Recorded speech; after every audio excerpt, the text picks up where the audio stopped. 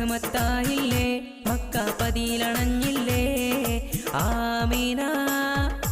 ആമീന ബീവിനന്ന് ആറ്റലായി മോന് പിറന്ന് ഹാഷിം കുടുംബത്തിലായി ആശാമലര് പിറന്ന്